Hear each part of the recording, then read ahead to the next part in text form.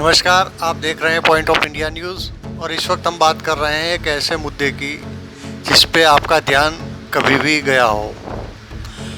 अगर आपसे कोई सवाल करे कि भारतीय इतिहास का सबसे बुद्धिमान और पढ़ा लिखा व्यक्ति कौन था, तो शायद ही इसका जवाब आपके पास हो। आइए हम बताते हैं कि देश का सबसे बुद्धिमान व्यक्ति कौन था। हमारे देश में पढ़ाई लिखाई और डिग्री की तो बहुत वैल्यू दिया जाता है। शायद इसीलिए हमारे देश में पढ़ाई लिखाई में उम्र की कोई सीमा नहीं रखी। बस आप में वो जज्बा और जुनून होना चाहिए। लेकिन क्या आपको पता है भारत में सबसे ज़्यादा पढ़ा लिखा व्यक्ति कौन है?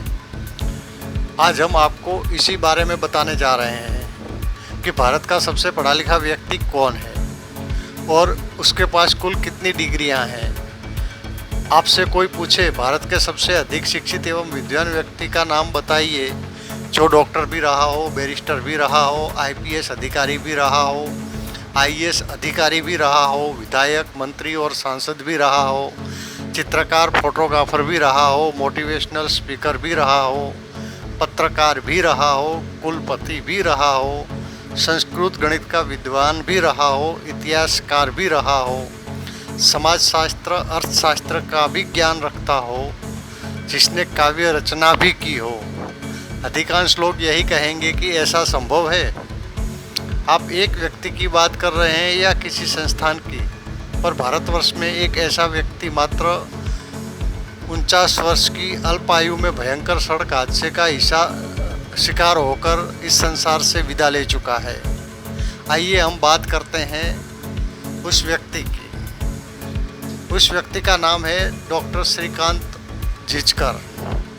श्रीकांत झिंझकर का जन्म 1954 में एक संपन्न मराठा कृषक परिवार में हुआ था। वह भारत के सर्वाधिक पढ़े लिखे व्यक्ति थे, जो Guinness book of world record में दर्ज है। डॉक्टर श्रीकांत ने 20 से अधिक डिग्रियां हासिल की थी, कुछ रेगुलर व कुछ पत्राचार के माध्यम से। यह भी फर्स्ट क्लास, गोल्ड मेडलिस्ट। कुछ डिग्रियां तो उस शिक्षा में नियम न होने के कारण उन्हें नहीं मिल पाई, जबकि इम्तहान उन्होंने दे दिया था। उनके द्वारा ली गई डिग्रियां इस तरह से है: MBBS MD gold medallist, LLB LLM, MBA bachelor in journalism, Sanskrit में डीलिट की उपाधि university topper, MA English, MA Hindi, MA history, MA psychology, MA sociology, MA political science, MA archaeology, MA anthropology. Shrikant 1978 के बैच के आईपीएस व 1980 के batch के IAS अधिकारी भी रहे।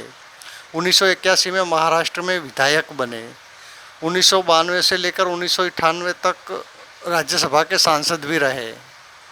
श्रीकांत झिंझकर ने वर्ष 1973 से लेकर 1990 तक का समय यूनिवर्सिटी के इम्तहान देने में गुजारा। 1980 में आईएएस की केवल 4 महीने की नौकरी कर इस्तीफा दे दिया। 26 वर्ष की उम्र में देश के सबसे कम उम्र के विधायक बने। महाराष्ट्र सरकार में मंत्री भी बने। 14 पोर्टफोलियो हासिल कर सबसे प्रभावशाली मंत्री रहे।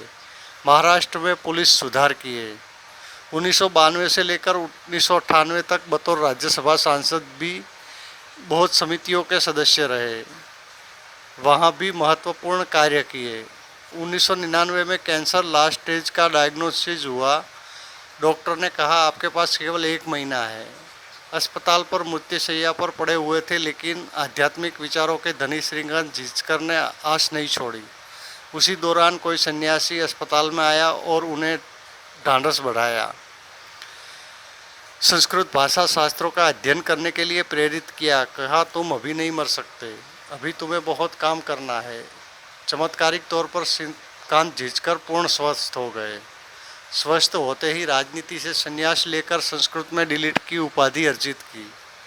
वे कहा करते थे, संस्कृत भाषा के अध्ययन के बाद मेरा जीवन ही परिवर्तित हो गया। मेरी ज्ञान पिपासा अब पूर्ण हुई। पुणे में संदीपनी स्कूल की स्थापना की। नागपुर में कालिदास संस्कृत विश्वविद्यालय की स्थापना की, जिससे वो पहले कुलपति भी बने। उनका पुस्तकालय किसी व्यक्ति के निजी सबसे बड़े पुस्तकालय था, जिसमें 52,000 के लगभग पुस्तकें थी। उनका एक ही सपना बन गया था, भारत के प्रत्येक घर में कम से कम एक संस्कृत भाषा का विद्वान हो और कोई परिवार मधुमेह जैसी जीवन शैली से जुड़ी बीमारियों का शिकार ना हो। यूट्यूब पर केवल उनके 3 ही मोटिवेशनल हेल्थ फिटनेस संबंधी वीडियो उपलब्ध है। ऐसे असाधारण प्रतिभा के लोग आयु के मामले में निर्धनी देखे गए हैं। अति मेधावी, अति प्रभावशाली व्यक्तियों का जीवन ज़्यादा लंबा नहीं होता। शंकराचार्य, महर्षि दयानंद सरस्वती, विवेकानंद भी अधिक उम्र नहीं जी पाए। 2 जून 2004 को नागपुर से 60 किलोमीटर दूर महाराष्ट्र में ही भयंकर सड़क हादसे में श्रीकांत जिचकर का निधन हो गया। संस्कृत भाषा के प्रचार प्रसार को लेकर उनका कार्य अधूरा रह गया। विभिन्न व्यक्तियों के जन्मदिवस को उत्सव की तरह मनाने वाले हमारे देश में ऐसे गुणी व्यक्ति को कोई जानता ही नहीं है, जिसके जीवन के कितने ही युवाओं को प्रेरणा मिल सकती है। ऐसे शिक्षक, ज्ञानी, उत्साही व्यक्तित्व, चिकित्सक, विधि विशेषज्ञ, प्रशासक व राजनेता मिश्रित व्यक्तित्व को सत सत नमन।